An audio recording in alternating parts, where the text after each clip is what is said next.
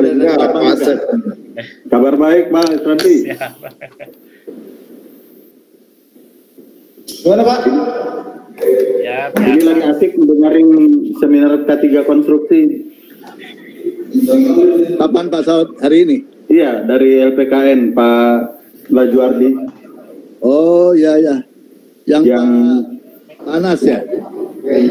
Iya. Bukan, Pak Lajuardinya.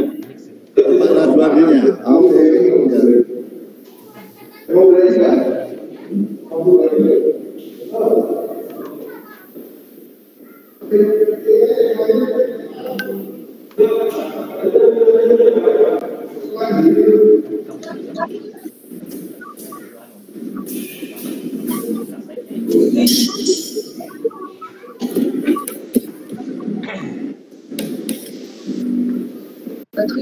Pagi Pak Amri. Pagi Pak Bob. Wih, luar biasa Pak Bob ini. Sering hadir ya di acaranya. Kalau yang terdaftar lebih dari 100 ini Pak Isradi. Jadi nanti biasanya masuknya di sela-sela acara udah dimulai itu kebanyakan nanti.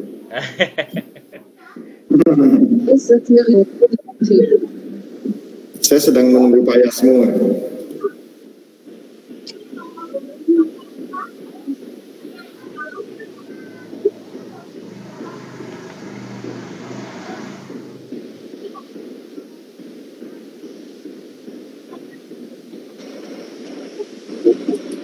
Jam berapa kita mulai Pak Amri?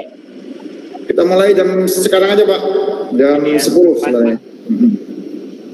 Baik, sebentar ya Pak, kita akan persiapan mulai. Silakan Pak Amri, dimulai aja Pak Amri. Baik Pak Dokter, karena acaranya nanti akan banyak ya, mungkin teman-teman semuanya kita mulai aja acaranya. Untuk yang lain, minta bantuan untuk di mute, sehingga tidak mengganggu acara kita ya.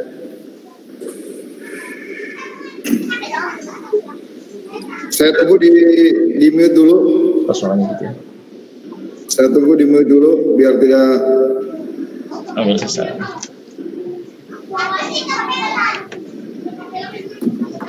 Ini sabar ya. Mohon bantuan rekan-rekan semuanya untuk di mute dulu. So, ambil saya lupa lihat ke ya. Connecté à S-Stereo MacBook Pro et iPhone 7 Plus Stereo.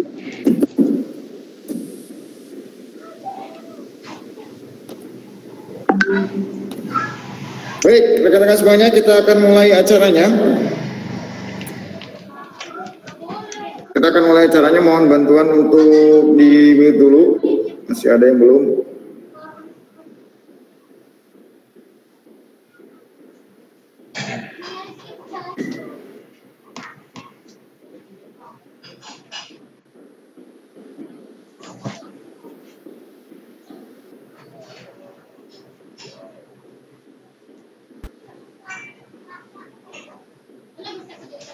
Baik, terima kasih saudara sekalian, sudah kita mute. Baik, pada yang saya hormati Bapak Dr. Isradi Jainal, Bapak Insinyur Dr. Isradi Jainal MTMH, MMDS EPO ASEAN Engineering. Kepada rekan-rekan semuanya, pada pagi hari ini kita sudah berada di webinar Set Club ya, yang ke-20. Yang saya informasikan webinar, kata-kata webinar mungkin akan kita ganti ya, karena ada yang mengklaim bahwa webinar adalah merek. Jadi ke depan mungkin kita akan ganti dengan kata-kata yang lain. Nah, pagi hari ini webinar kita akan diberikan oleh Bapak Isradi yang saya sampaikan tadi. Beliau adalah memiliki background yang sangat banyak ya. Yang pertama S1 dari perkapalan, kemudian S2 perkapalan juga, kemudian beliau juga lulusan Magister Manajemen, kemudian S2 atau MBA jadi University Parmenides Prancis ya di situ, kemudian S2 Magister Hukum dari Universitas Balikpapan, dan beliau juga S3 program doktoral manajemen di Industrial Management Unmul Dr. Chen Ulibrau ya, jadi di sini ya. Kemudian materi yang akan disampaikan adalah tentang hari ini tentang K3 ya. K3 di migas, kemudian naker, pertambangan dan lain-lain. Sehingga mungkin ini adalah materi yang cukup menarik buat kita pelajari bersama. Meskipun 1,5 jam waktunya ke depan, semoga bisa menjadi insight buat kita sehingga kita bisa menerapkan di tempat kerja kita masing-masing. Baik, kepada Pak Dr. Insinyur Israeli Zainal, kami persilakan Pak.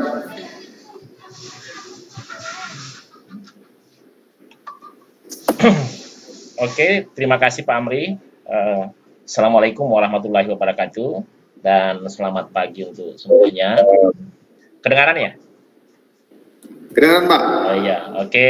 Jadi pagi ini sebenarnya kalau kita bahasakan bukan memberi presentasi sebenarnya, karena di tempat ini saya sangat percaya, sangat yakin orang-orang hebat banyak sekali. Ya. Ada Pak Satrio, ada Pak Saud, yang tentu saja pengalaman di bidang K3 sangat banyak. Nah, apa yang saya akan sajikan pada saat ini tidak lepas dari sebenarnya semacam sharing experience, ya. Sharing experience atau setidaknya sharing pengalaman, diskusi bersama, apakah yang saya alami itu sama dengan yang Bapak-Bapak alami. Nah, apalagi kita tahu semua kalau kita bicara K3, hampir semua sektor punya kepentingan, ya. Hampir semua sektor punya kepentingan. Terus yang kedua, dalam pengalaman kita tidak ada titik temu. Tapi sebelum mulai ke sana, saya memperkenalkan diri kembali ya. Saya saat ini Ketua Komisi 2 DK3N, bidang komunikasi, informasi, dan edukasi. Jadi apa yang kita lakukan pagi ini sebenarnya bagian dari tugas saya untuk ya istilahnya mengkomunikasikan, menginformasikan, dan mungkin saling memberi edukasi tentang K3 itu sendiri. Yang kedua, di 2016-2020, saya adalah Ketua Umum APJ K3 Riksa Uji Indonesia. Jadi, APJ K3 Riksa Uji adalah perusahaan yang melakukan inspeksi untuk memastikan peralatan yang ada di industri atau di perusahaan atau dimanapun tempatnya itu aman dan tidak membahayakan.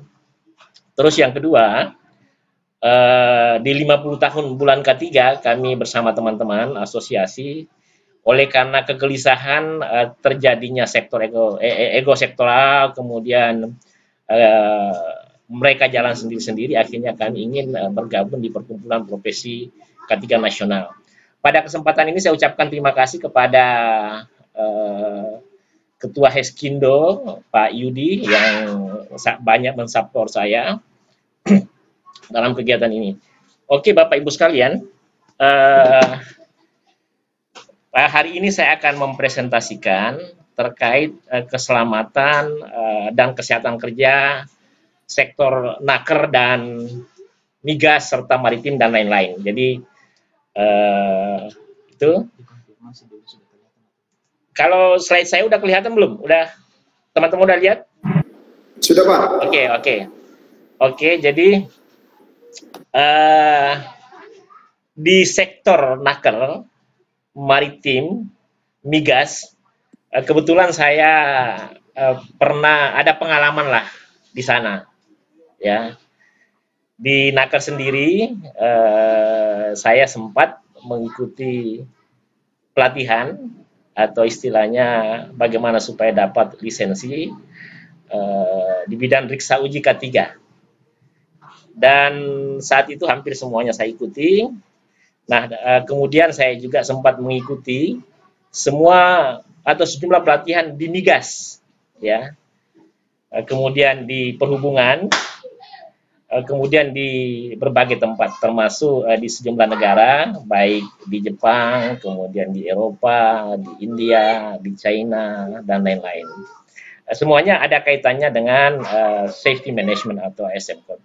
Nah, dalam banyak hal saya selain sebagai dekan Fakultas Teknologi Industri yang sekarang jadi Sekjen Forum Dekan Teknik Indonesia, juga pernah jadi wakil dekan Fakultas Vokasi K3 Balikpapan. Jadi K3 di Balikpapan itu salah satu K3 yang unik ya karena di situ hampir semua K3 ada, baik K3 migas, naker, maritim, kemudian offshore dan lain-lain.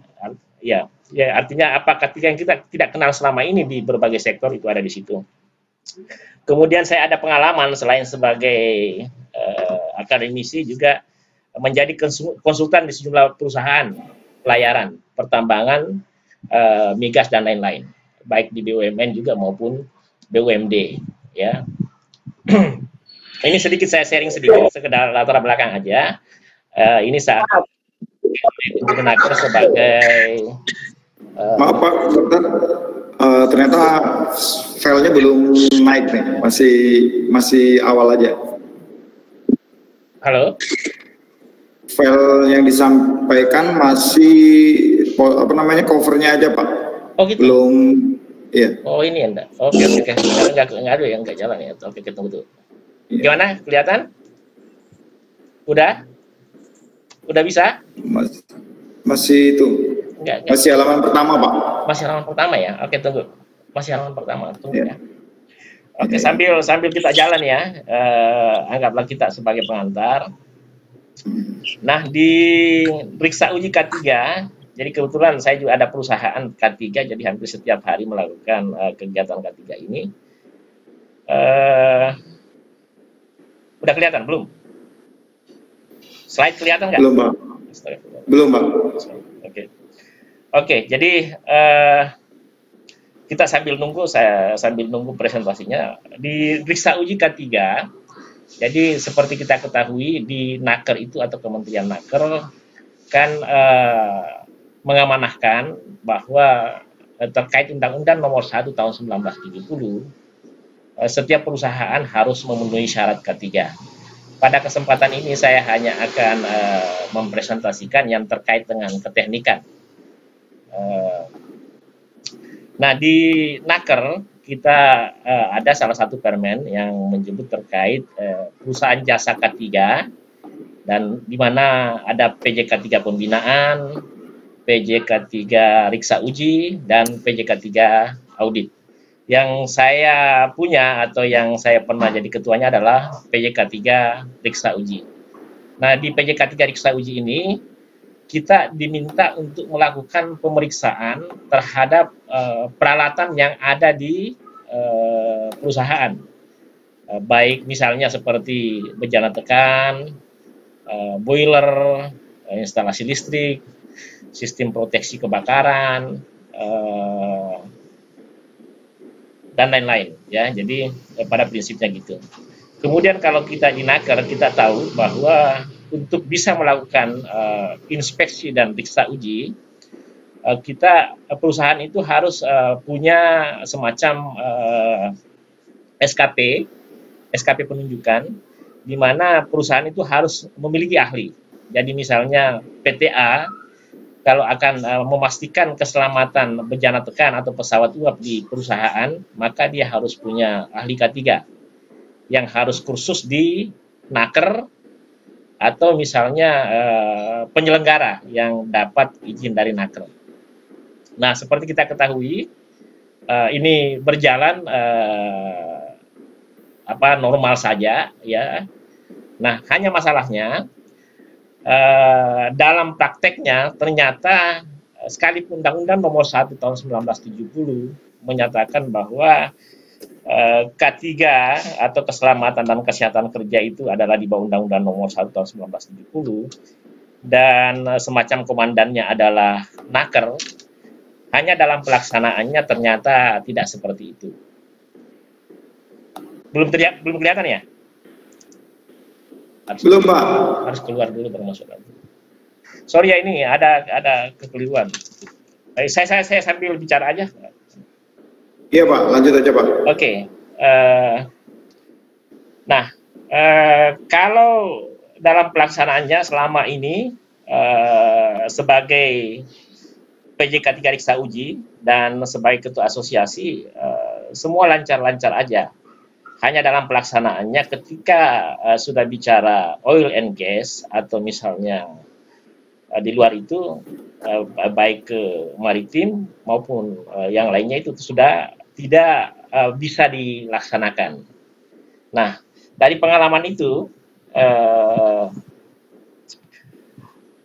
saya pribadi, misalnya karena punya perusahaan juga atau punya SKP terkait riksa uji, itu untuk melakukan pemeriksaan di luar naker atau yang masuk ke oil and gas dan lain-lain itu mesti kursus lagi dengan mengikuti kursus misalnya inspektur bejana tekan, inspektur pesawat angkat angkut, inspektur tangki timbun, dan lain-lain. Nah, kejadian ini tentu saja membuat kita mengeluarkan biaya tinggi karena harus kursus di dua tempat, ya. Seperti kita ketahui, tapi ini tidak bisa menyalahkan siapa-siapa, ya, karena kalau kita lihat mereka juga punya dasar hukum. Misalnya di oil and gas, ada peraturan pemerintah nomor 19 tahun 73 dan ada peraturan pemerintah nomor 11 tahun 79 yang pada saat itu secara implisit menyatakan bahwa peralatan atau keselamatan kerja di instalasi migas itu ditangani oleh migas atau ESDM. Meskipun di PP nomor 11 tahun 79 dikatakan bahwa tetap harus berkoordinasi dan dibawa naker. Masalahnya dalam pelaksanaannya tidak seperti itu. Ya, oke. Kemudian apa yang terjadi dengan kondisi demikian? Saya ngambil contoh saja dulu ya, ngambil contoh. Misalnya di naker itu kan ada kalau misalnya untuk melakukan riksa uji K3 kelistrikan, itu kan harus ada ahli K3 listrik. Kemudian kalau di migas harus ada inspektur kelistrikan. Nah, ini sebenarnya referensi utama yang dijadikan acuan, baik menurut Permen naker maupun Permen SDM adalah PUIL. Tapi ini sepertinya tidak saling mengakui satu sama lain.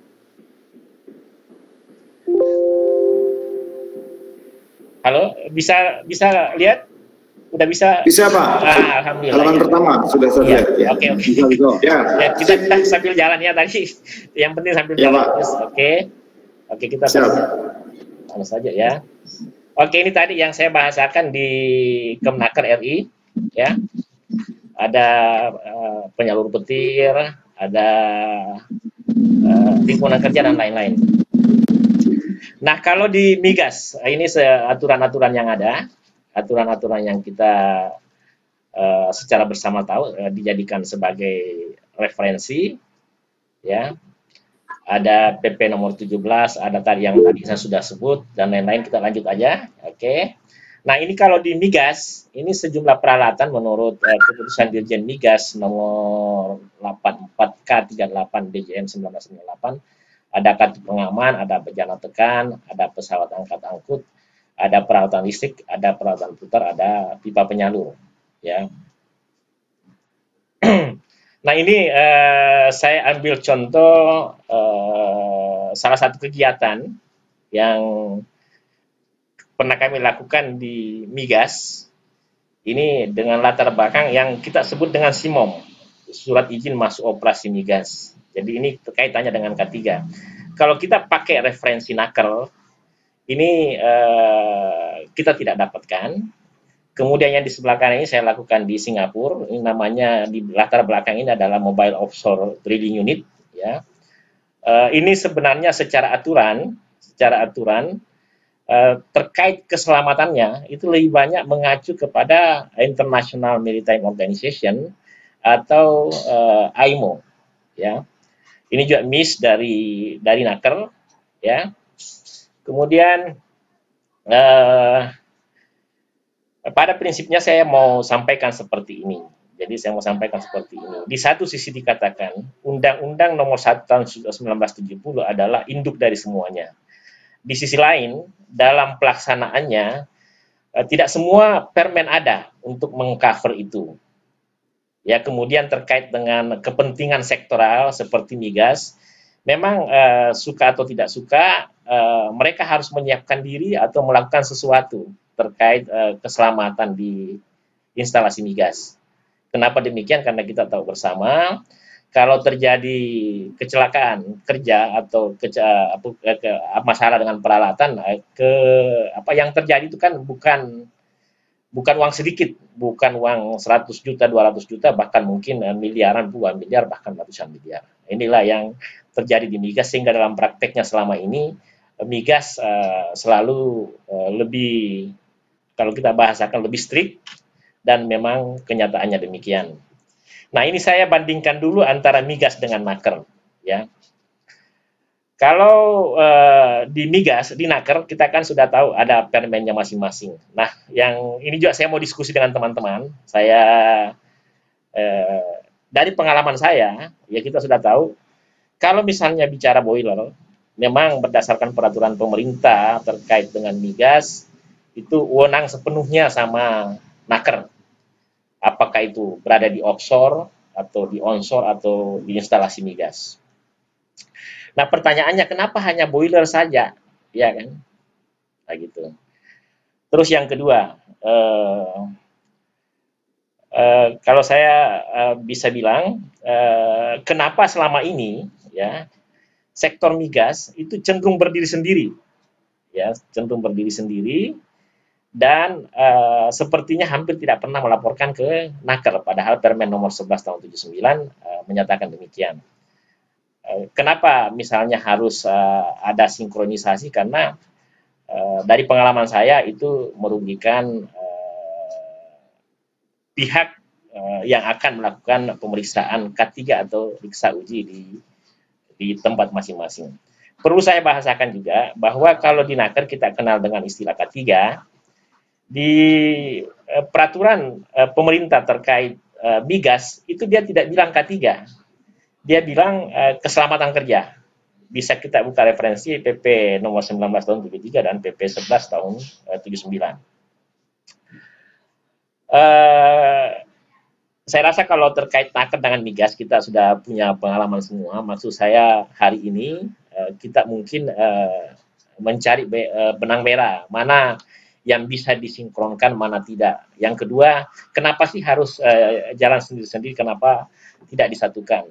Kenapa sih kompetensi yang dimiliki orang itu masing-masing, artinya harus ada kursusnya masing-masing, ada kursusnya SDM, harus ada kursusnya naker, kenapa tidak disatukan saja menjadi kompetensi nasional? Tapi ada kabar gembira karena kan sekarang ada BNSP.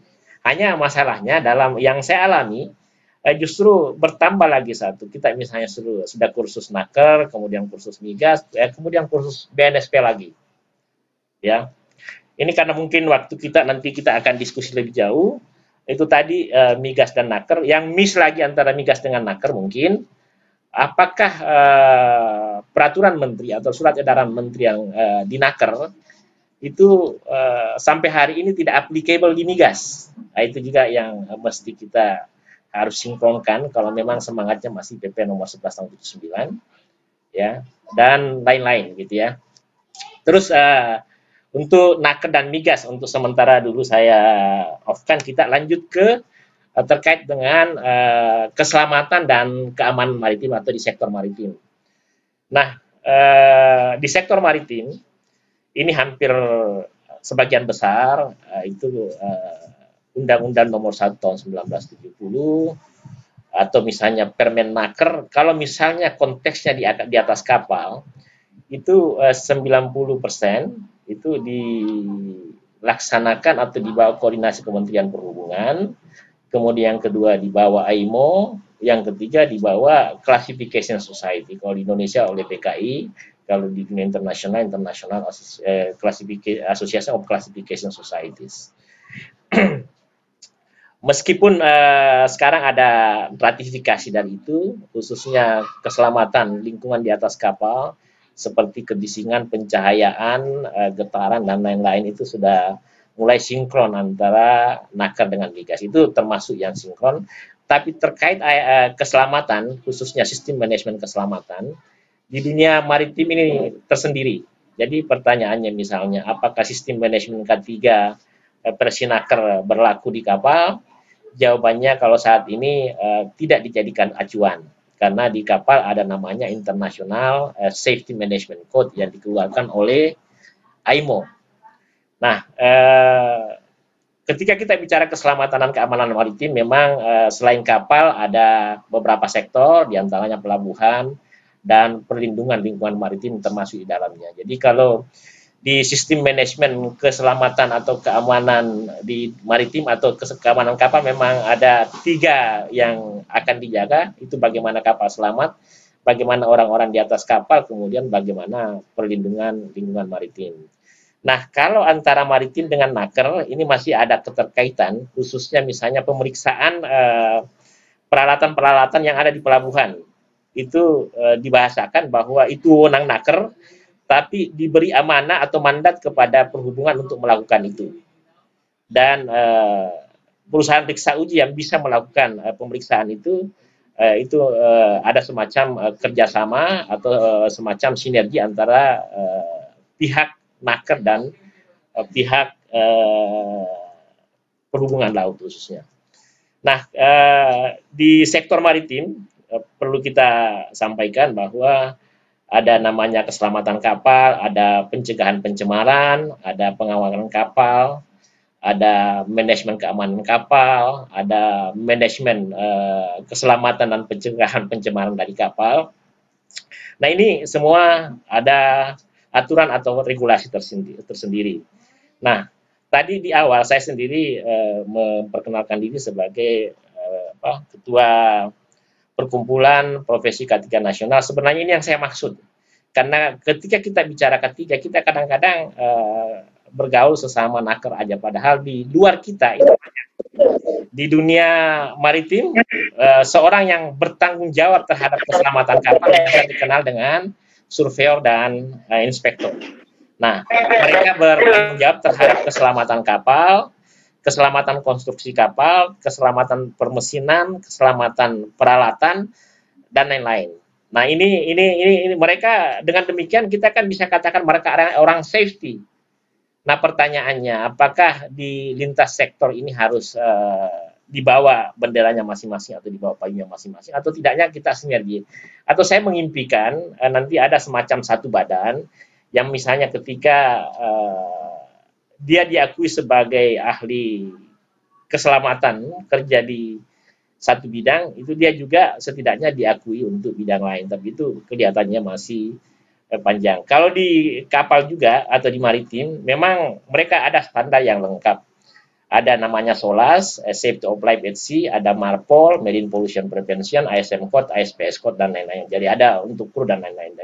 Dan ini selama ini memang tidak dimasuki oleh naker, ya, kecuali misalnya terkait tenaga kerjanya, bagaimana kesejahteraan, pengupahan, dan lain-lain. Nah, ini saya juga mau diskusi sama teman-teman terkait pencegahan ini. Nah, inilah elemen yang ada pada ISM Code yang kalau misalnya kita bahasakan selama ini di peraturan, kalau di naker kan peraturan pemerintah nomor 50 tahun 2012. Nah, ini di kapal ini ISM Code. Kalau di migas saya rasa mungkin dia general ada HSE, OFSAS, dan lain-lain. Karena mungkin masing-masing memang secara spesifik sehingga kita bisa katakan apakah bisa disinergikan atau tidak itu agak susah sebenarnya karena ini masing-masing ada lembaga yang mengawasi secara internasional. Ini sekedar informasi kalau di dunia maritim ada sejumlah standar atau regulasi yang dijadikan standar acuan. Ada misalnya International Maritime Association, ada International Association of Classification Society, ada klasifikasi setempat, ada sejumlah regulator yang juga melakukan itu. Nah, kalau di kapal ini sifatnya mandatori. Kalau di PP 50 tahun 2012 kan sifatnya tidak mandatori, ya. Ini salah satu kegiatan yang di kemaritiman, ya, di mana mereka itu kalau bicara sistem manajemen keselamatan mereka harus mengikuti pelatihan, mengikuti drill, exercise, kemudian memastikan kapal itu selamat, baik konstruksinya, permesinannya, kelistrikannya, perlengkapannya, maupun basic safety training. Nah, yang selama ini juga terjadi banyak kecelakaan adalah di Galangan. Di Galangan ini kadang-kadang kita tidak tahu kenapa setiap saat terjadi. Orang misalnya terjadi ledakan dalam pengelasan dan lain-lain. Nah ini kalau misalnya dari area atau tempat, sebenarnya ini juga di bawah Naker, ya. Tapi selain Naker, ini juga perhubungan laut khususnya ini punya otoritas untuk lakukan kegiatan di sini. Setidaknya pengawasan terhadap keselamatan. Oke, itu saja barangkali yang saya sampaikan. Nah, ini juga saya sekedar perkenalkan bahwa di organisasi kami di Perkumpulan Profesi K3 Nasional ini di masa COVID-19 juga kita melakukan aktivitas untuk membantu pemerintah mengurangi penyebaran daripada COVID-19. Sebagai kesimpulan, saya bisa katakan bahwa bicara keselamatan dan kesehatan kerja sektor Naker, migas, maritim dan lain-lain. Yang pertama terkait dengan peralatan. Jadi saya ambil keteknikannya saja ya, peralatan yang diperiksa atau diwajibkan oleh Naker sesuai dengan Permen atau Kepmen atau edaran menteri itu tidak semuanya dipakai di sektor migas dan maritim. Itu yang pertama. Terus yang kedua, orang atau profesional atau semacam ahli, ketika ahli K3 Naker selama ini itu dia tidak serta-merta bisa masuk di migas, ya, meskipun misalnya kayak pesawat angkat-angkut itu kurang lebih sama. Nah, yang pertanyaannya misalnya apakah tidak ada jalan untuk menyatukan mereka. Yang ketiga, maritim ini secara spesifik juga melakukan hal-hal khusus. Nah, akan tetapi dari pengalaman saya itu Naker secara khusus belum melakukan perhatian yang begitu besar terhadap peralatan-peralatan yang ada di atas kapal. Sekedar informasi, kalau kita bicara kapal, itu ada boiler, bejana tekan, ya, crane, terus macam-macam lah yang ada di sana. Nah, di sini sebenarnya saya mau menggarisbawahi apakah pelaksanaan K3 ini sudah pada tempatnya. Masing-masing berdiri sendiri atau masing-masing ekosektoral, atau memang kita mengimpikan apakah di masa datang ada sinergi satu sama lain. Itu saja barangkali sebagai pengantar diskusi. Jadi ini bukan presentasi, ini pengantar diskusi. Yang pasti mohon maaf karena tadi ada masalah dengan presentasi karena selama ini kita terbiasa dengan Zoom. Oke, Pak Amri, saya kembalikan. Assalamualaikum warahmatullahi wabarakatuh untuk kita diskusikan. Baik, Waalaikumsalam. Silakan rekan-rekan semuanya, tadi sudah disampaikan pengenalan ya tentang K3 di sektor migas, maritim dan sebagainya yang ternyata disampaikan tadi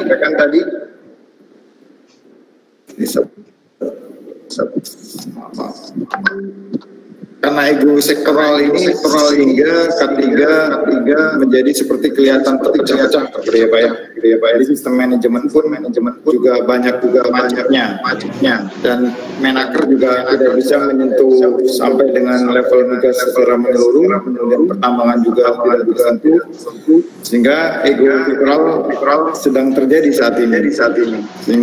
Ya baik rekan-rekan semuanya, ada yang mau bertanya silakan. Satrio. Ya Pak Satrio. Pak Satrio dulu silakan Pak Satrio. Ya, terima kasih atas kesempatannya Pak Amri, Pak Isradi, luar biasa apa yang disampaikan itu. Yang disampaikan Pak Isradi sebetulnya juga mewakili hampir semua orang bertanya-tanya seperti itu Pak ya. Tapi tadi dijelaskan orang juga kadang-kadang mungkin jangan sampai tidak tercerahkan, terjadi mix istilah-istilah antara industri dan sektor. sektor itu kadang-kadang kita ngomongin apa? Ngomongin mengenai regulator atau ngomongin industrinya juga, gitu ya. Karena kalau kita bicara soal industri, industri itu bisa lintas sektoral. Contoh misalnya industri perminyakan, misalnya contoh di Tangguh ya. Tangguh itu lintas sektoral. Ya, ada misalnya bencana uapnya, ada marinnya, ada mungkin airportnya yang dia operasikan. Ketika dia mengoperasikan lintas stream tadi itu, lintas sektoral, tentu saja standar-standar industri dan regulasi yang berhubungan dengan masing-masing disiplin itu pasti akan dipatuhin. Satu ya. Yang kedua, kalau kita bicara tadi ada yang bicara bahwa tidak semua Permenaker itu atau peraturan dari Naker tidak diimplementasikan di itu keliru besar. Kadang industri itu nggak usah lihat peraturan regulasi lokal, dia sudah tahu standar industri yang paling stringent, dia adopsi. Sehingga ketika dia mengidentifikasi regulatory compliance matrix, itu udah otomatis semuanya terimplementasi meskipun tidak disebut. Tapi kalau di dalam industri itu dia mempunyai regulatory compliance risk matrix, itu semua bisa dilihat di situ. Ya, karena semua regulatori yang yang relevan sama industri itu pasti dia akan sebut. Cuman yang diimplement kadang-kadang peraturan industri misalnya Permenaker nomor segini itu bagaimana relevansinya, applicable nggak? Oke, relevan hanya pasal ini mengenai ini. Nah, kemudian apa yang kita comply? Yang kita comply itu udah beyond compliance karena kita mengimplementasikan misalnya standar best practice internasional yang lebih stringent. Nah, pada prinsipnya sebagian besar industri yang mempunyai high risk, risiko tinggi, kalau saya bilang risiko tinggi itu bukan hanya masalah risiko K3 ya, risiko terhadap modal, risiko investasi, keuangan dan sebagainya. Di migas itu yang paling tinggi risikonya adalah salah satunya yang paling tinggi adalah risiko investasi, keuangan, jangka panjang. Eksplorasi 5 tahun belum tentu nemu. Eksplorasi ini ketemu tapi baru bisa dieksploitasi 10 tahun kemudian. Nah itu risiko. Risiko K3-nya di sektor migas nggak seberapa kalau dibandingin sama petrokimia. Gitu. Nah, jadi kadang-kadang kita juga perlu satu pemahaman yang di dalam lintas sektoral ini kita perlu melihat konteksnya. Mungkin dulu iya, tapi kalau Anda lihat semua sekarang ini zamannya udah lebih maju ya, dalam apalagi kalau dia sudah mengaplikasikan misalnya saya nggak tahu SMK 3 atau minimal SMK 3 atau dia ISO 45001 atau 18001. Di situ ada requirement untuk kita membuktikan bahwa kita industri comply dengan regulasi, nah, gitu kan? Sehingga untuk membuktikan bahwa kita comply dengan regulasi, aware terhadap regulasi, itu ada regulatory compliance matrix yang kadang-kadang aturan-aturan itu bukan hanya milik K3. Nah, ini perlu diketahui bahwa regulatory risk matrix itu memang yang holding koordinatornya itu K3, tapi kalau di dalamnya Anda lihat itu ada misalnya regulatory ini, pemilik atau penanggung jawabnya di perusahaan itu departemen A, departemen B, departemen C, ya. Itu di dalam industri sudah hampir sebagian besar sudah gitu yang sudah maju, kecuali industri yang masih kuno. Nah, sama halnya dengan negara. Sama halnya dengan negara. Departemen Naker itu kami melihat dia sebagai pemegang policy yang mewakili negara gitu ya. Policy sama seperti di perusahaan itu. Departemen K3 itu juga memegang policy dari corporate. Dia duduknya ada di leher orang nomor 1 gitu. Tapi siapa yang mendeliver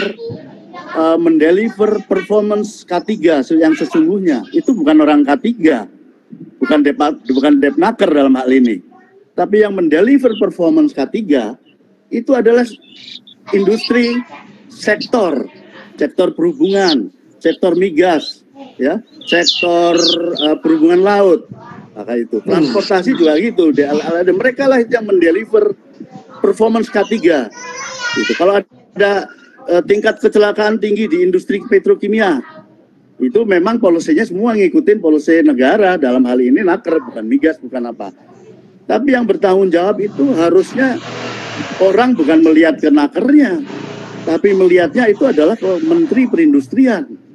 Nah, dalam hal ini sudahkah insan K3 ini, termasuk saya mungkin dari Departemen K3 ya, di perusahaan-perusahaan ini sudah punya attitude seperti itu enggak? Bahwa K3 itu saya harus mempunyai, saya sebagai orang K3 yang memegang polisi K3, tugas saya yang utama adalah meng-K3-kan orang-orang yang mendeliver pekerjaan, mereka yang terekspos dengan risiko. Gitu. Jadi kayak misalnya tukang las, dia nggak mungkin diawasin terus-terusan sama pengawas K3. Tapi dia dididik untuk dia bisa mengerti, memahami risiko, analisis, tahu risikonya. Jadi kompetensi seorang tukang las itu belum kompeten kalau dia tidak mengenal risiko yang dia lakukan dan bagaimana mencegahnya. Nah, sudah harus masuk ke situ. Gitu. Jadi bukan hanya pekerjaan aja. Nah, kemudian bagaimana regulatori? Regulatori itu memastikan bahwa dia sudah comply belum, mengaudit, sudah mengcomply dengan regulatory requirement, ya. Sudah mengerti nggak ada regulatory requirement dan sebagainya. Itu yang harus dilakukan. Kemudian kalau kita bicara mengenai migas, nggak komplit rasanya kalau ngomong PP 19, PP 11 di pemurnian pengolahan, PP 17 untuk dieksplorasi, pengawasan terhadap eksplorasi, keselamatan kerja eksplorasi dan sebagainya, kurang komplit.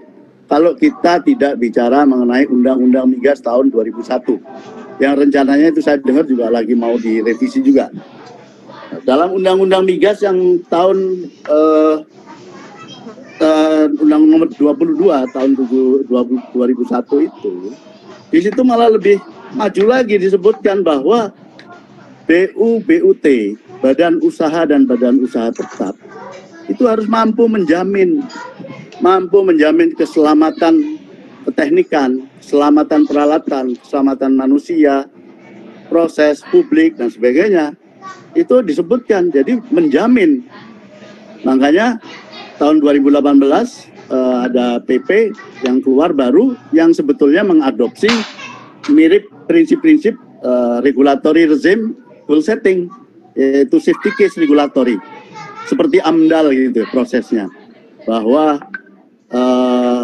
migas tidak lagi sertifikasi semua, menandatangani, menjamin sertifikasi pressure vessel satu-satu yang nanti dirjennya itu bisa tanda tangan ribuan itu. Tapi memberikan izin kalau di audit bahwa ini sudah dikaji risikonya oleh orang yang kompeten, ya, kemudian dilakukan perhitungan yang sesuai dengan cara yang kompeten, yang benar dan sebagainya, pemeriksaan oleh orang independen, orang yang kompeten. Kalau dia sudah melakukan itu semua, pemerintah melihat, oke, kita kasih izin. Nah, jadi kalau kita sekarang ini ke depan, ini sekarang kita sudah mulai maju, kita nggak bisa mempertentangkan atau mendikotomikan antara sektor regulatori, malah industri ini, apalagi kita sebagai insan K3, perlu menjadi agent katalisator untuk memberdayakan mereka dan memberdayakan sektoral. Nah, pola-pola lama ini yang kadang-kadang kan transisi, sama di industri juga. Industri juga pola lama itu dalam hal keselamatan kerja, pengawasan dari luar, tenaga pengawas. Tapi pola baru dalam manajemen keselamatan kerja, pengawasan itu internal, melekat. K3 itu tanggung jawab kepada orang yang mendeliver pekerjaan, yang melakukan pekerjaan. Bidang K3 itu adalah sebagai advisor, pengawas, audit, dan sebagainya, memberdayakan mereka on behalf of top management. Jadi dia mempunyai wakil top sebagai penasihat top management. Namun di bawah, dia juga bagian dari sukses setiap sektor. Itu tadi bagian K3 ini harus menjadi bagian sukses dari sektor-sektor industri atau sektor-sektor di dalam perusahaan itu adalah departemen-departemen, supaya para manajernya sukses mendeliver performance. Nah, mungkin itu aja Pak Isradi masukan saya. Jadi mungkin kita perlu saya tambahkan ini supaya menambahkan sebagai pencerahan aja. Itu aja. Terima kasih. Halo, assalamualaikum warahmatullahi wabarakatuh. Baik, terima kasih Pak Satrio Pratomo. Pak Isradi ada yang ditanggapi? Oh ya, oke, terima kasih. Oke. Sebentar Pak Hendri. Halo. Ya, oke. Jadi, kedengaran? Dengaran bagus. Oke. Jadi Bapak sekalian, jadi sebenarnya memang sampai hari ini ego sektoral memang masih jalan masing-masing. Saya ngambil contoh kasus saja yang sederhana. Misalnya pesawat angkat-angkut. Itu yang saya bahasakan tadi. Jadi yang bahasa yang sederhana bahasa aplikasi. Jadi saya menginginkan seperti ini. Ternyata seorang yang ahli K3 pesawat angkat-angkut di Naker, yang misalnya sudah dapat semacam wewenang dari kementerian, itu tidak berhak bisa melakukan inspeksi pesawat angkat di instalasi migas. Jadi dia harus ngambil kursus sendiri yang diberikan oleh migas. Itu yang saya alami selama ini. Saya tidak tahu yang terbaru. Terus yang kedua, seorang inspektur pesawat angkat-angkut di Naker itu tidak bisa melakukan inspeksi pesawat angkat-angkut di luar migas. Nah, begitu juga kalau di kapal biasanya disebut dengan cargo gear, ya, cargo gear. Jadi kalau misalnya di kapal barang itu disebut cargo gear, itu dengan sertifikat sendiri. Jadi maksud kita terkait dengan ego sektoral ini, maksud saya kenapa sih nggak disatukan? Artinya kalau misalnya dia sudah punya ahli K3 pesawat angkat-angkut, ya bisalah melakukan inspeksi di migas. Begitu juga migas, ya setidaknya misalnya kita samakan aja dia punya standar. Sama dengan misalnya kayak K3 listrik. Kita kursus misalnya 25 juta atau 12 juta di Naker ahli K3 listrik dapat kompetensi. Tapi kan tidak dijamin untuk bisa inspeksi di migas. Begitu juga inspektur kelistrikan migas tidak bisa serta-merta melakukan inspeksi Naker. Itu yang kita maksud ego sektoral. Yang memang barangkali kalau yang secara spesifik misalnya memang masalah hal-hal yang spesifik migas, hal-hal yang spesifik maritim tidak ada masalah. Tapi yang kita permasalahkan untuk peralatan yang sama, kemudian dengan referensi yang sama, itu kenapa harus ada seperti itu. Itu saja barangkali. Saya rasa masukan Pak Satrio semuanya bagus. Ya. Yang saya malah mencoba memprediksi memang apakah kemungkinan ini ego sektoral akan bertahan terus karena memang ada hal-hal keselamatan kerja yang memang hanya bisa dilakukan oleh orang oil and gas atau misalnya orang maritim dan lain-lain. Nah, ini kan yang selama ini kita diskusikan terkait ego sektoral. Terima kasih masukan Pak Satrio, ya. Yang kita perlu perjuangkan bersama ini untuk peralatan yang sama supaya tidak ego sektoral. Makasih banyak. Kalau urusannya nggak ada duitnya bisa Pak. Ya. Kalau urusannya bukan nggak ada duitnya itu pasti bisa Pak. Kan perut kaosnya di situ Pak. Jadi memang tingkat kebutuhannya itu masih di tingkat perut, belum sampai naik ke atas. Mohon maaf aja. Yang lebih parah lagi itu kalau inspektur masih ketinggian. Itu masih ketinggian. Yang operator yang kasih dia pengalaman di Naker di migas harus masih ada khusus sendiri. Malah dia sudah pengalaman sekian tahun harus. Nah itu yang Pak Isradi, saya mau ngasih masukan. Pengalaman kami di Tangguh dulu. Tangguh itu dulu jauh dari mana-mana. Kemudian kita harus memberdayakan kontraktor lokal. Pesawat angkatnya itu dari perusahaan-perusahaan lokal di sana, semuanya Naker sertifikasinya. Lalu apa? Kita mau pakai di lapangan dan malu datengin migas itu masih lama, jauh. Gitu. Jadi karena kami punya kepala teknik, Mbak. Kepala teknik itu wakil migas. Jadi saya kasih masukan kepada kepala tekniknya. ayo kita bisa, kamu punya kewenangan yang sama sama migas.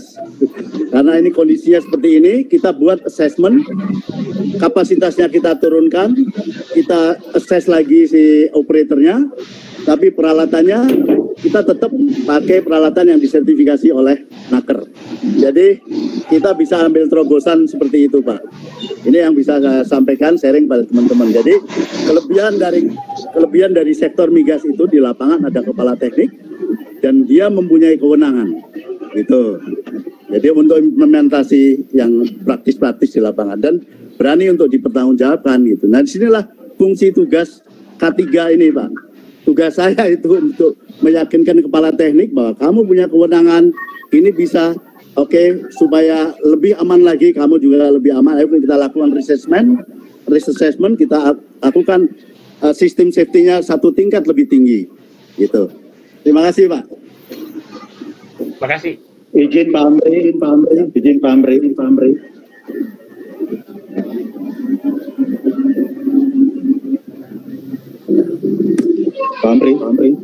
Sepertinya suaranya mute.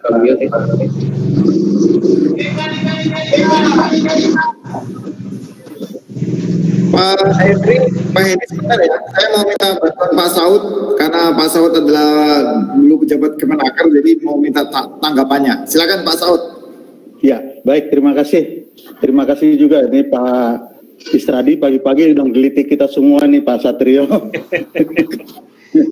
Menggelitik dalam positif. Jadi gini, Bapak Ibu sekalian yang ada di pertemuan ini, sebenarnya kami mungkin harus melihatnya dengan lebih baik dan mengingatkan kembali.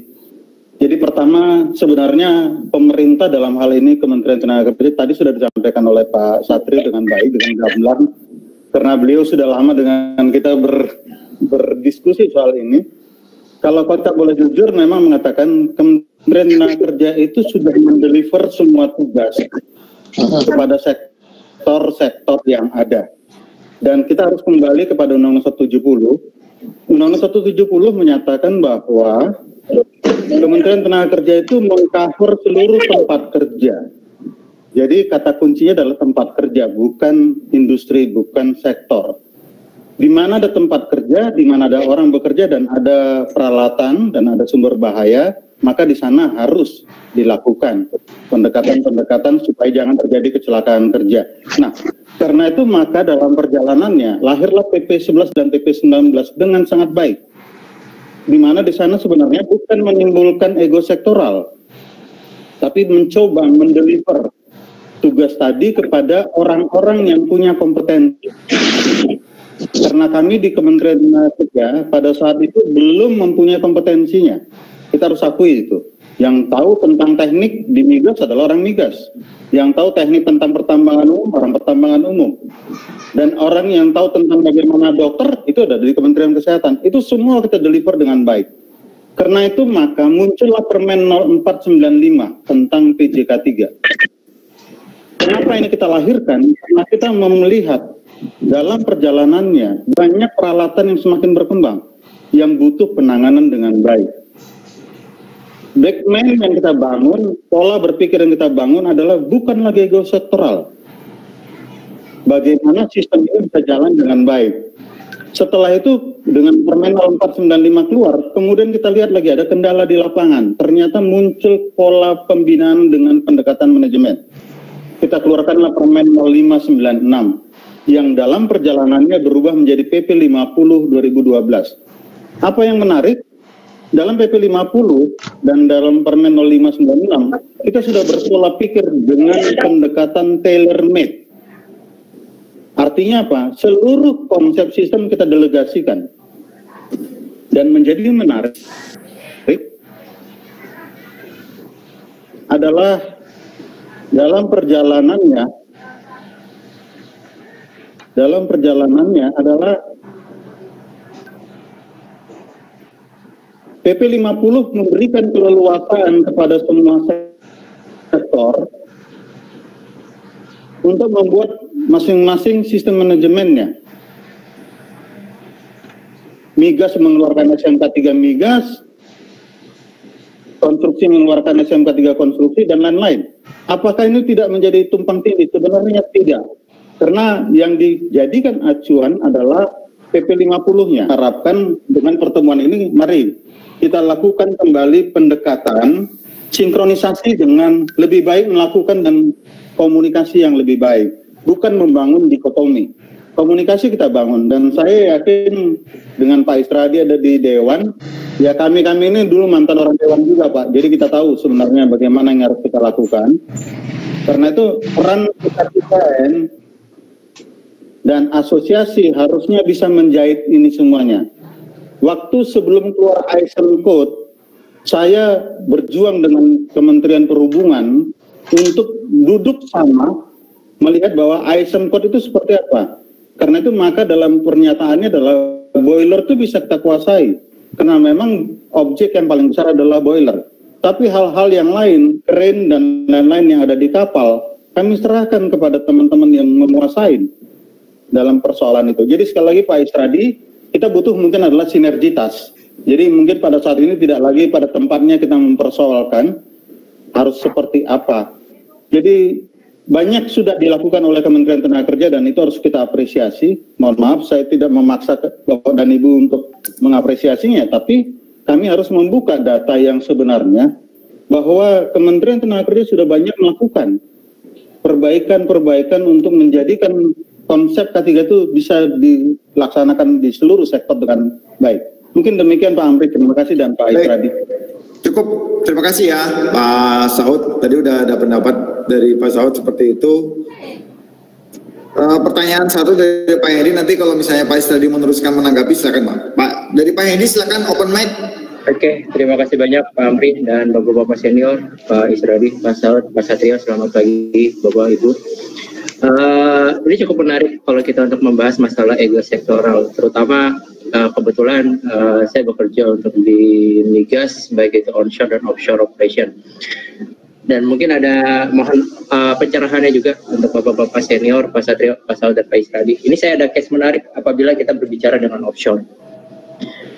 Kalau kita berbicara dengan offshore, definisi kami sudah pernah ada audit dari BKI, yaitu dan ada satu pertanyaan menarik, yaitu definisi kapal. Kalau kita berbicara kita dengan operasi offshore, baik itu jack up, swampboards, itu kami itu tidak memiliki propeller untuk bergerak. Ya, kalau kita lihat definisi untuk kapal, kami memang benar mengapung. Tapi kami pada saat kami bergerak, kami ditarik oleh bantuan entah itu AHTS ataupun ditarik dengan takbut.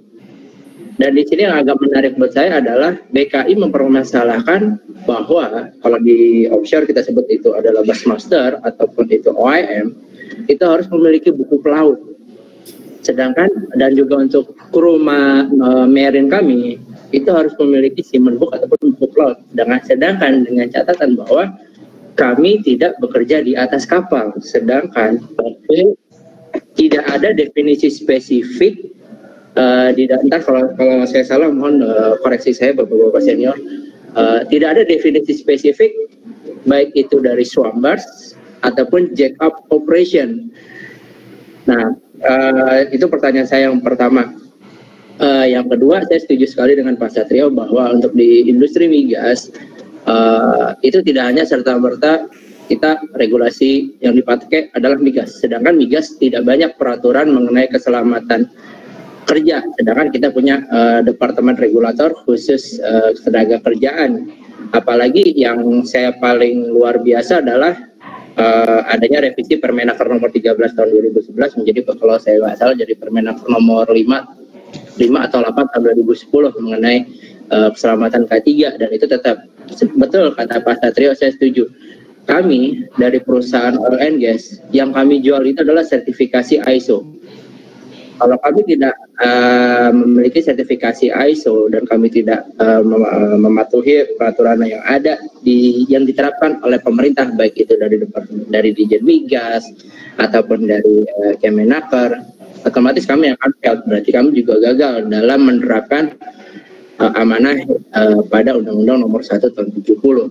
Nah, makanya tadi saya agak kurang setuju juga tadi yang disampaikan Pak Isradi di awal bahwa tidak semua peraturan yang di Kemenaker itu bisa diterapkan di migas. Nah, Dan mungkin Pak Saud sebagai yang bukan memiliki sih, yang kebetulan saat ini memiliki kesempatan berdiri di regulator, saya setuju dengan teman-teman. Kenapa sih Pak ego sektoral ini tidak dijadikan satu, bahwa contoh sekarang kita tambah lagi ada namanya Dirjen EBTKE, di mana sertifikasi AK3 umum, AK3 migas itu tidak bisa digunakan lagi di EBTKE. EBTKE harus memiliki POP dan POM khusus untuk panas bumi. Sedangkan POP dan POM untuk pertambangan baik itu minerba itu tidak bisa digunakan di geothermal ataupun panas bumi. Mungkin itu aja pertanyaan saya sama pendapat saya. Terima kasih Pak Amri. Baik Pak Hendy, langsung Pak Isradi. Oke, jadi terima kasih karena ini pertanyaan menarik semua. Jadi saya mau klarifikasi yang pertama terkait dengan Pak Satrio tadi. Jadi saya kebetulan juga punya pengalaman melakukan inspeksi di oil and gas, baik di Chevron maupun dan lain-lain. Dan saya punya pengalaman melakukan inspeksi baik dalam kapasitas sebagai ahli K3 Naker, inspektur migas maupun auditor ASM-Code maritim. Jadi saya kebetulan pernah di Biro Klasifikasi Indonesia. Oke, itu satu. Terus itu memang masing-masing jalan. Jadi yang saya maksud ego sektoral itu kadang-kadang kayak tadi saya kasih contoh, kualifikasi ahli K3 pesawat angkut Naker itu tidak bisa melakukan inspeksi pesawat angkat angkut di migas. Itu faktanya. Ahli K3 listrik Naker tidak bisa melakukan inspeksi kelistrikan di migas. Nah, itu yang saya alami, saya tidak tahu sekarang. Oke, terus yang kedua terkait dengan Pak Saud, ini saya buka fakta lagi. Jadi kebetulan ini terkait ego sektoral juga ya. Jadi saat terjadi kecelakaan konstruksi yang banyak terjadi beberapa tahun yang lalu. Jadi saya langsung ke Kementerian Pekerjaan Umum, ketemu dengan salah satu dirjen, dan saya coba diskusi terkait dengan kecelakaan konstruksi itu. Nah, pada saat kami komunikasi, ada kesan yang saya tangkap, itu seakan-akan masing-masing jalan sendiri. Bahkan saat itu, ini sekedar info saja, bahwa ketika Dewan K3 Nasional ingin turun melakukan inspeksi, sepertinya ada yang menghalang-halangi. Jadi kita harus buka supaya tidak boleh ada seperti itu kan. Nah, terus tapi waktu itu, jadi ini juga ada dua pandangan. SMKP, Sistem Manajemen Keselamatan Pertambangan, sewaktu muncul baru-baru, itu ketika dia muncul, dia mengabaikan SMK 3 Naker. Nah, terus kalau di SMKK, Sistem Manajemen Keselamatan Konstruksi Migas, ketika saya tanya bagaimana SMKK, dia jawabannya begini, oh ini SMKK dibawa semangat peraturan pemerintah nomor 50 tahun 2012. Nah, seperti itu. Terus yang ketiga terkait pertanyaan Pak Henry, jadi tadi saya sudah bahasakan, saya kebetulan untuk ketiga kompetensi ini saya pernah ditunjuk sama Chevron untuk melakukan semacam inspeksi terhadap kapal atau peralatan apung yang akan ke area Chevron untuk memastikan aspek keselamatan, kesehatan kerja dan sistem manajemennya. Ya.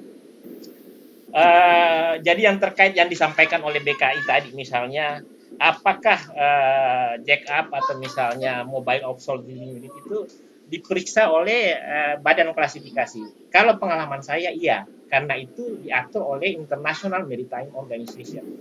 Ya. Kemudian terkait buku pelaut tadi, ini yang memang perlu didiskusikan kembali. Tapi dalam prakteknya selama ini masih perlu memang didiskusikan lebih lanjut, tapi pada faktanya memang diwajibkan mereka untuk ikut, khususnya karena ini kan kalau saya tidak salah dia harus tetap menerapkan sistem manajemen keselamatan kapal atau dalam bahasa internasionalnya disebut International Safety Management. Di International Safety Management itu perusahaan diwajibkan untuk memastikan, pertama, kapal dan konstruksi kapal serta peralatan di atas kapal itu harus comply dengan regulasi. Yang kedua, personil atau orang atau ABK yang ada di atas kapal harus memenuhi standar nasional dan internasional. Di mana standar nasional dan internasional itu bicara tentang kompetensi di atas kapal, mungkin salah satu diantaranya adalah buku pelaut. Yang ketiga, bahwa ASM Code mensyaratkan peralatan apung atau kapal atau mobile offshore ini itu harus punya sistem untuk mencegah terjadinya pencemaran lingkungan, baik lingkungan maritim, lingkungan udara atau lingkungan lainnya. Jadi yang pasti kalau kita bicara ASM Code itu dia pertama sifatnya mandatori, kemudian yang kedua mempersyaratkan method, material itu wajib untuk comply baik secara regulasi nasional dan internasional. Pak Isradi, kalau saya salah tolong koreksi saya Pak Isradi. Kalau kita berbicara dengan ASM Code, betul. Di situ kita bukan bicara benda mengapung ataupun kapal. Di dalam ASM Code dan juga dalam IMO itu ada definisi tersendiri mengenai modu. Di dalam modu itu sendiri tidak, kalau saya salah tolong koreksi saya Pak Isradi.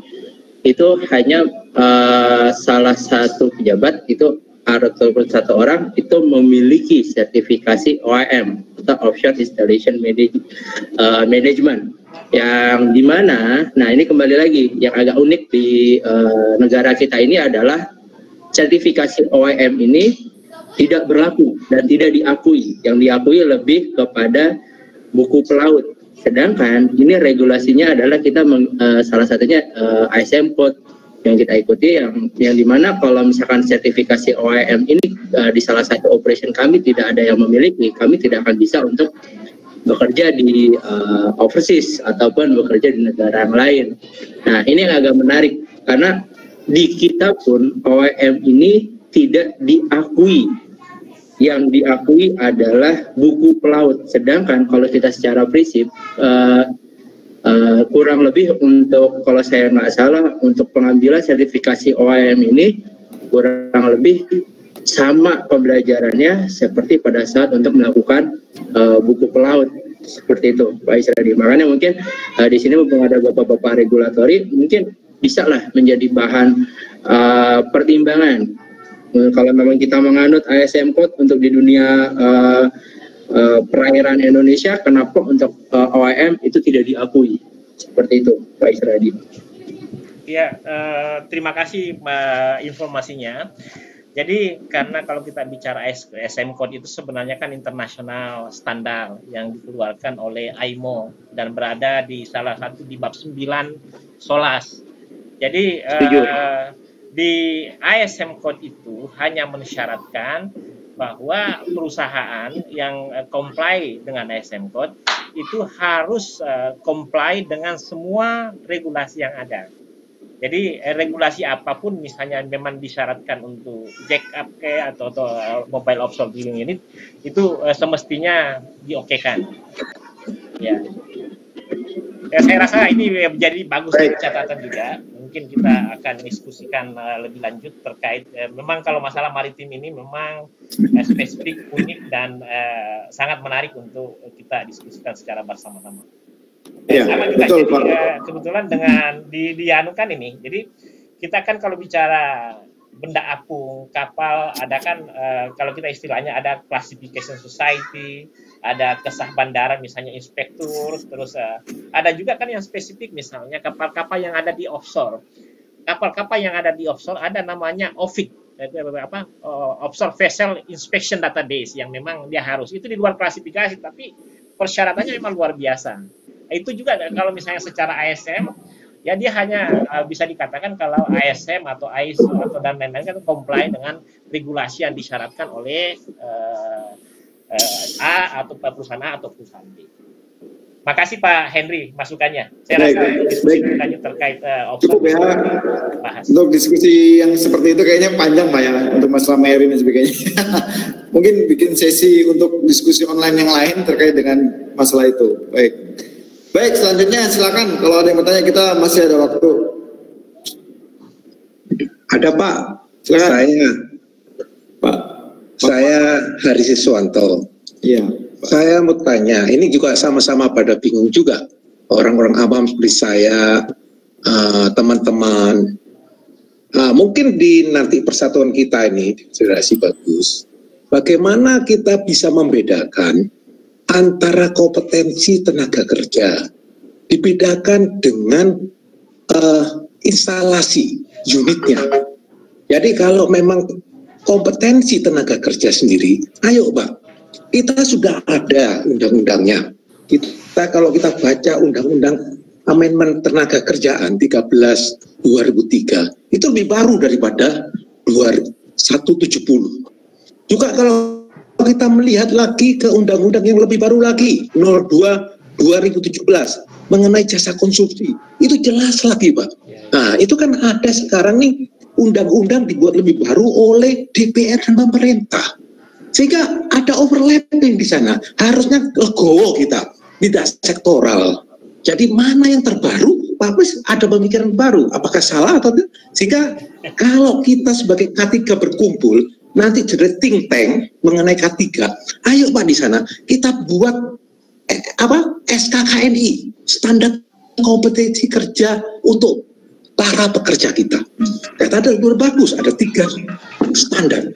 Standar nasional Indonesia, apakah kita tadi mengenai IMO segala mengadop standar internasionalnya? Standar khusus. Kalau kita nanti menyamakan semua SKKN itu semua sektoral untuk tenaga kerja K3, terutama K3, ayo kita bikin think tank.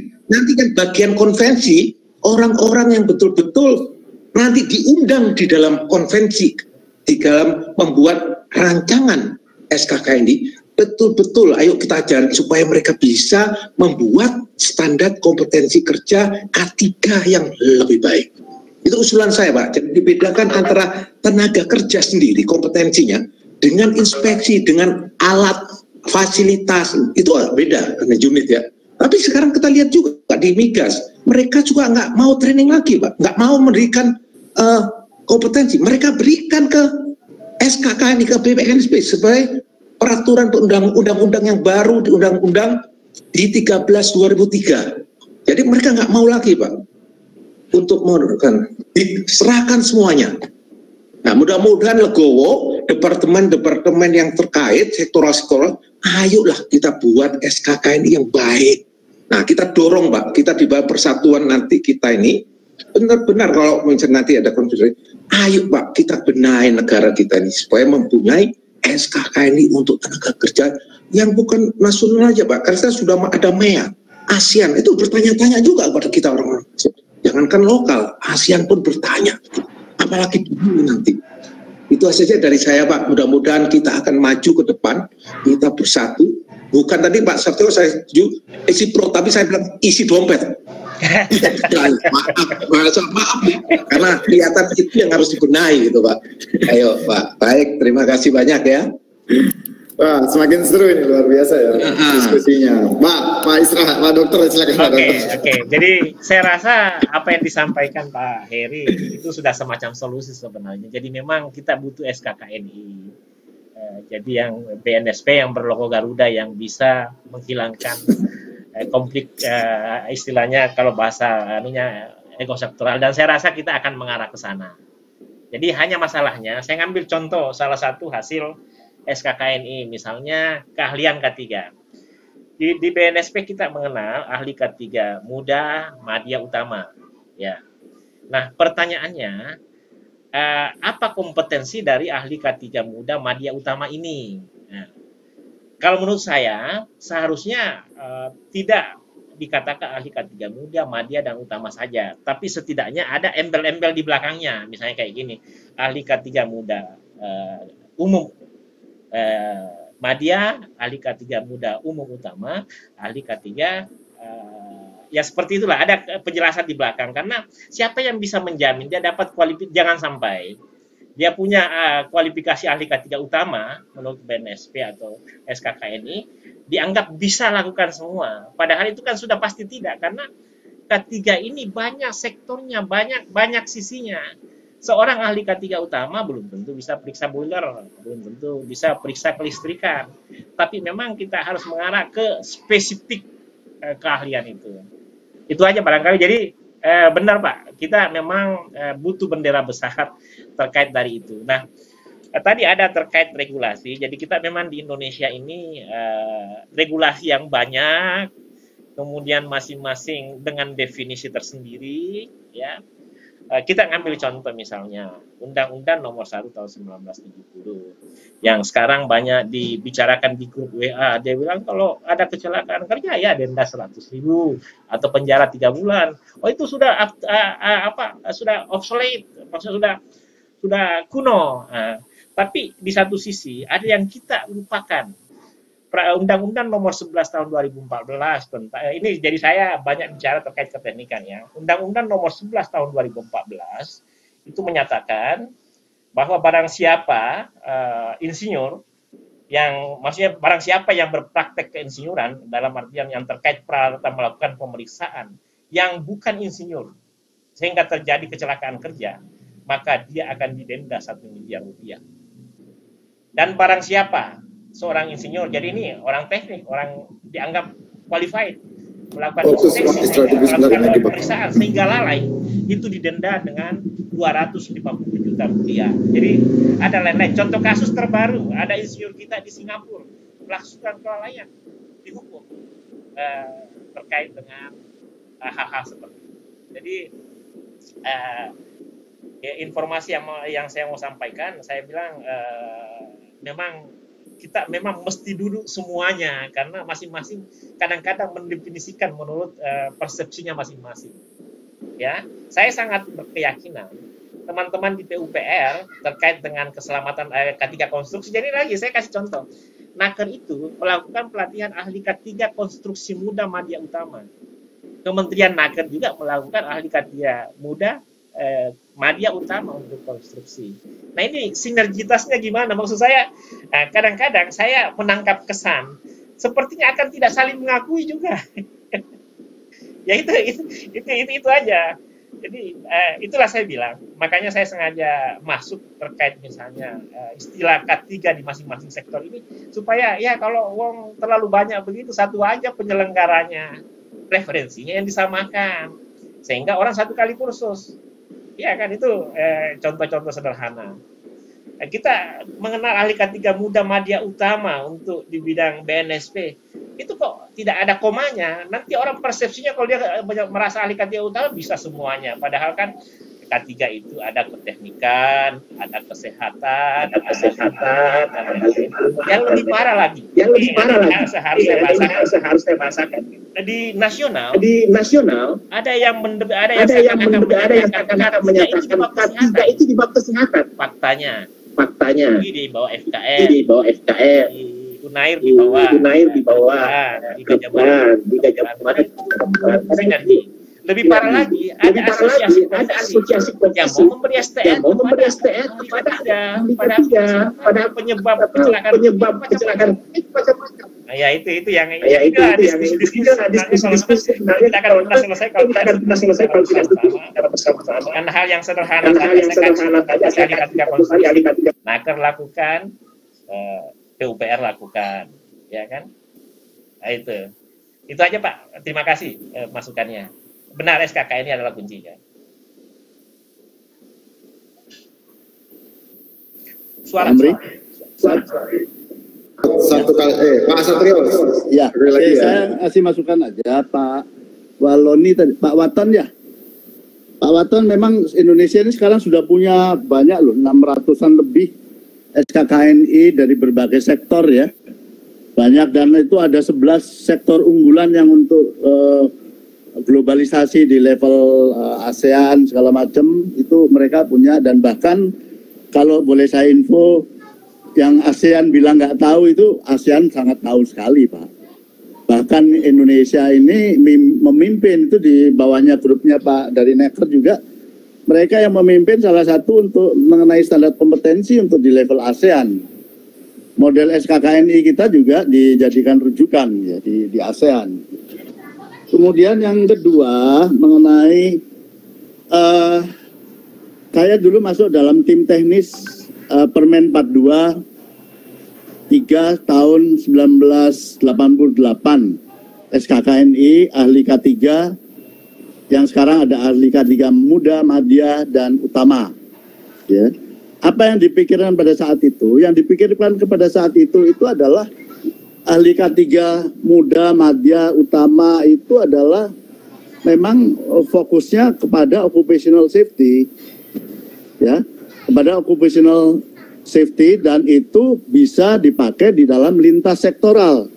Harusnya yang namanya K3 itu satu, Pak, ilmunya, maupun baik di migas, di mana-mana itu ya K3 ya K3.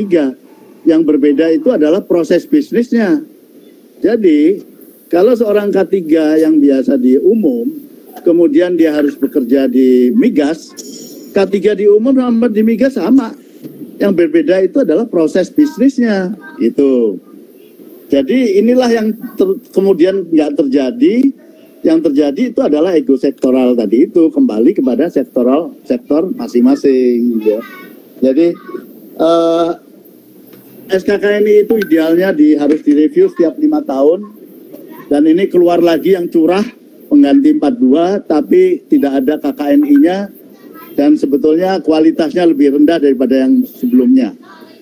Nah, inilah mungkin kita bisa mengajukan SKKNI untuk revisi atau review, atau kalau tidak kita bisa mengadopsi yang diadopsi oleh yang terbaru di level Asia Pasifik, yaitu dari NSAPO, International Safety and Health Professional Organisasi.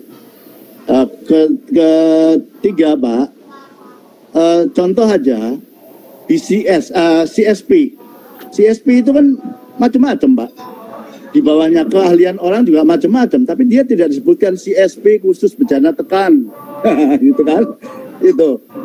Jadi kalau mau di breakdown lagi jauh, lebih runyam lagi nanti. Tapi generiknya, sebagai contoh, Pak Zainal, doktor. Apa doktor itu segala bidang? Kan tidak. Ada yang tertentu.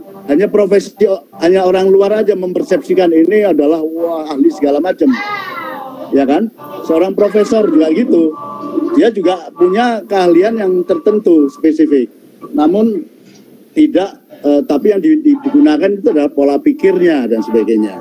Jadi sebaiknya seperti itu, Pak. Jadi tetap kita tidak kembali lagi mundur kepada ego sektoral, tapi profesi K3 itu bisa macam-macam, yang generiknya seperti apa, baru nanti ada spesialisasinya. Spesialisasi untuk safety engineering, proses safety, dan sebagainya. Itu aja masukan dari saya. Terima kasih, Pak. Assalamualaikum warahmatullahi wabarakatuh. Baik, terima kasih Pak Satrio, karena waktunya udah habis ya. Kita mau closing dari Mas Redi, silakan.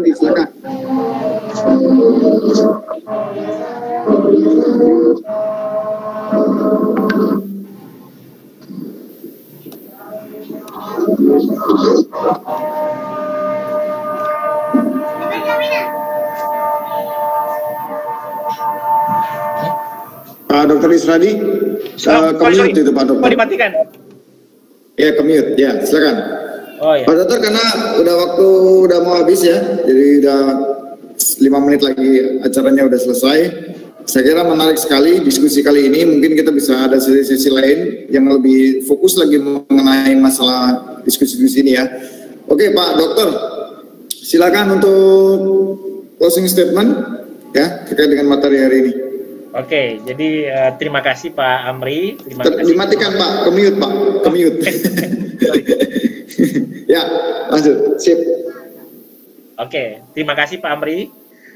Terima kasih Bapak Ibu semua, Pak Satrio, Pak Saud, Pak Waton, Pak Henry.